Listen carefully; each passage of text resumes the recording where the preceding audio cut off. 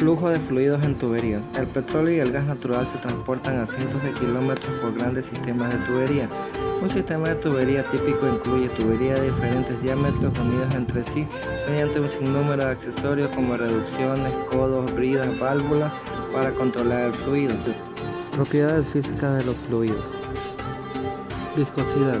Este factor es importante para determinar la potencia del bombeo, el tamaño de la línea. Además, es el factor importante para el cálculo de la pérdida de presión por fricción. Densidad. Propiedad importante debido a que en el transporte de los fluidos, las bombas hacen más esfuerzo en bombear un líquido con mayor densidad.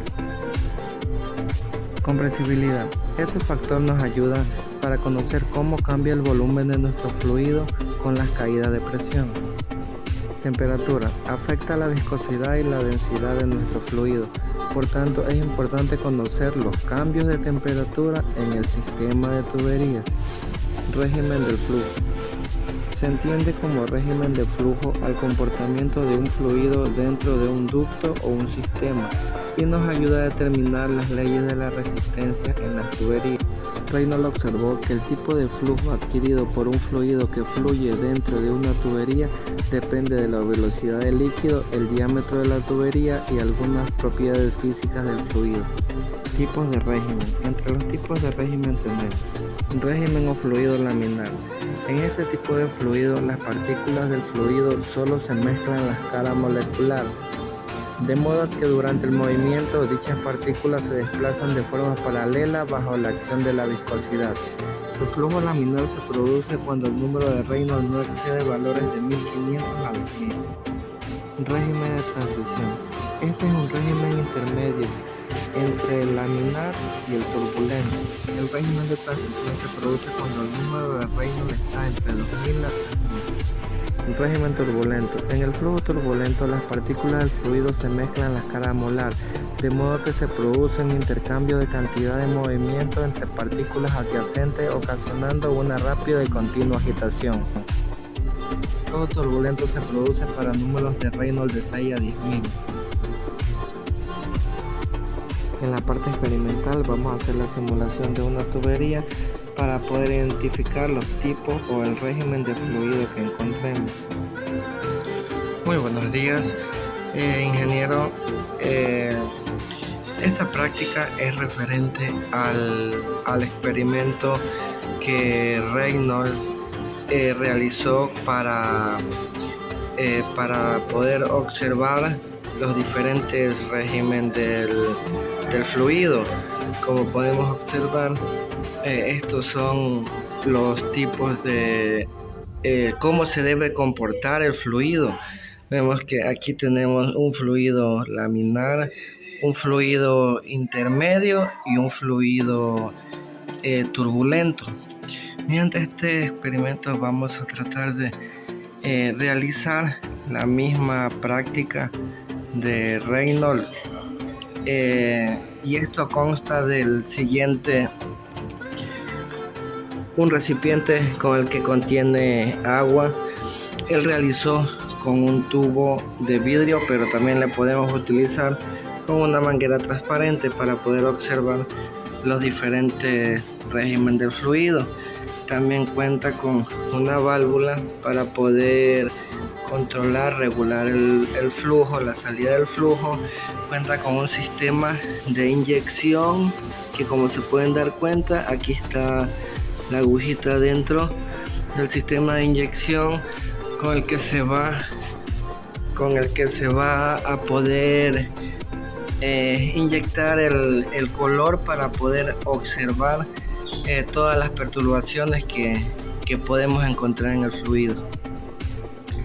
Como podemos observar, tenemos aquí un fluido laminar que es un hilo muy delgado que se ve por esta línea del flujo. Aquí ya tenemos algún tipo de régimen de fluido que es el laminar. Al subirle la velocidad al fluido, nos daremos cuenta que ocurre una perturbación en el fluido, como podemos observar, y se pudo realizar un fluido intermedio. Como pueden ver aquí están formando un fluido intermedio. Si ven cómo ocurre la perturbación en el sistema, significa que tenemos un fluido intermedio. ¿Cómo va? Fluido laminar, el hilo que decía, y el fluido intermedio.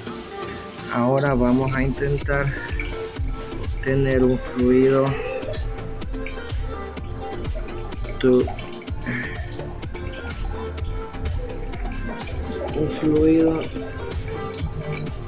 turbulento. Al subirle más la velocidad al sistema, podemos ver cómo el fluido ocurre esa turbulencia dentro del sistema.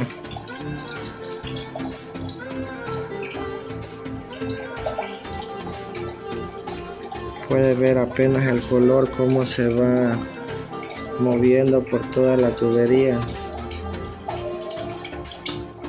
y ocurre esa. Y justo aquí podemos observar un fluido turbulento cómo va desplazándose por toda la tubería, y no como en los dos primeros casos, que eran un pequeño hilo y luego una pequeña perturbación nomás. Esto ya vemos que es el fluido turbulento.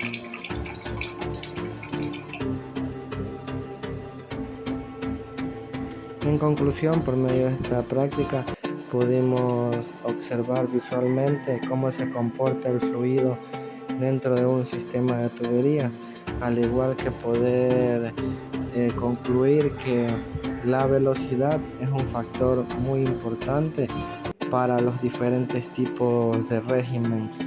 Muchas gracias.